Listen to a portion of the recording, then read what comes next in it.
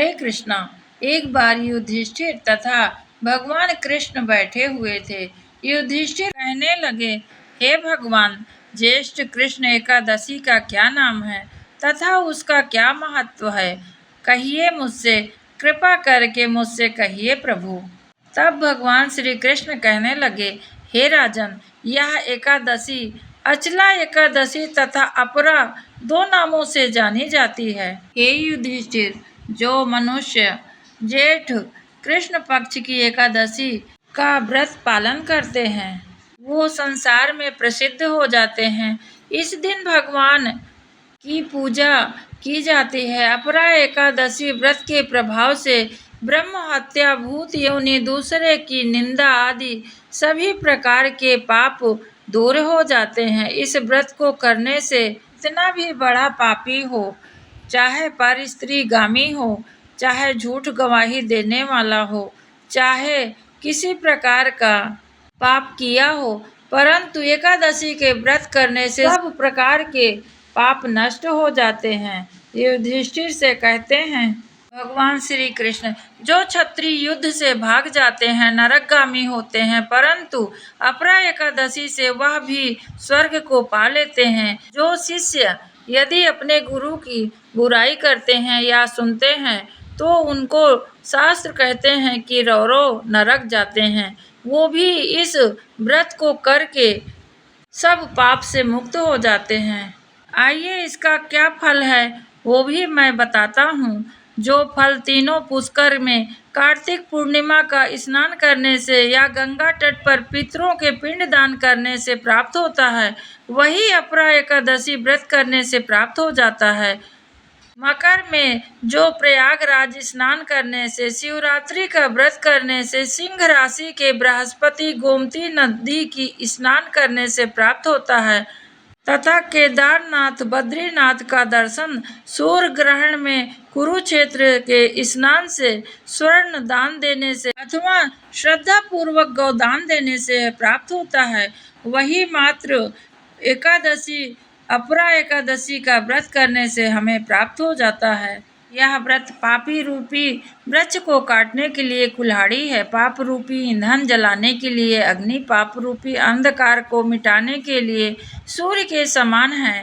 मनुष्य पाप करने से डरते हुए इस व्रत को अवश्य करना चाहिए। अपरा एकादशी का व्रत तथा भगवान का पूजन करने से सब पापों से छूटकर भगवान विष्णु का पद मिलता है। आइए एकादशी की प्रचलित कथा मैं आपको बतलाता हूँ। कथा के अनुसार महीध्वज नामक एक धर्मात्मा राजा था।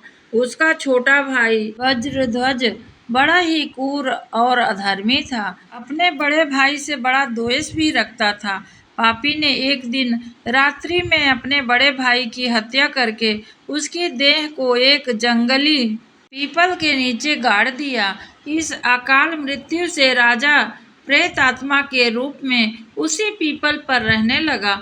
उसके प्रेत योनि के कारण अनेक उत्पात वह करने लगा। एक दिन अचानक वहां से एक ऋषि गुजर रहे थे। उन्होंने प्रेत को देखा और तपोबल के बल से उसके अतीत को जान लिया। अपने तपोबल से प्रेत उत्पात का कारण समझ लिया। ऋषि ने प्रसन्न होकर उस प्रेत के लिए उन्होंने एकादशी का व्रत किया और उसे एकादशी का पुण्य उस प्रेत योनि वाले राजा को दे दिया।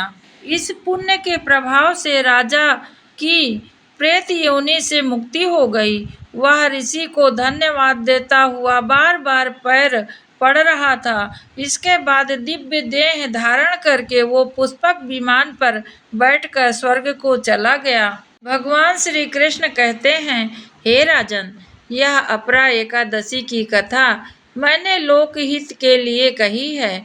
इसे पढ़ने अथवा सुनने और दूसरों को सुनाने वाले हमेशा विष्णु यानी मेरा परम पद पाते हैं, इसमें कोई संदेह नहीं। एकादशी का व्रत सभी को करना चाहिए। एक दिन पूर्व ही लहसुन प्याज का और चावल का त्याग करना चाहिए। एकादशी के दिन प्रातः स्नान आदि करके भगवान विष्णु जी का पूजन करना चाहिए। हो सके तो इस दिन माला करनी चाहिए तथा भगवान विष्णु का सहस्त्र नाम लेना चाहिए। एक मंत्र मैं आपको बतलाती हूँ जिसे जपना चाहिए, कम से कम 108 बार तो बोलना ही चाहिए। राम रामेति रमे रामे मनोरमे सहस्र नाम तातुल्यम राम नाम वरान्य। यदि आप गुरु मंत्र लिए हैं तो फिर आप अपने गुरु का ही मंत्र निरंतर जाप करते रहिए। इस दिन गौ की सेवा के लिए चारा देना चाहिए और हमें ब्राह्मण के लिए दान करना चाहिए। जो हमारे गृहस्थी में हो वो हमें दान अवश्य करना चाहिए, एक सीधा अवश्य निकालना चाहिए। अपने घर में हो सके तो भजन कीर्तन का उत्साह पूर्वक करना चाहिए। अपने आसपास के लोगों को भी आप लोग जरूर बताइए कि एकादशी का क्या महत्व है, ताकि वो सब एकादशी व्रत का पालन करें। इसका पुण्य आपको भी मिलेगा। बोलिए एकादशी मैया की जय। आज का यह वीडियो यही समाप्त करती हूँ। हरे कृष्णा।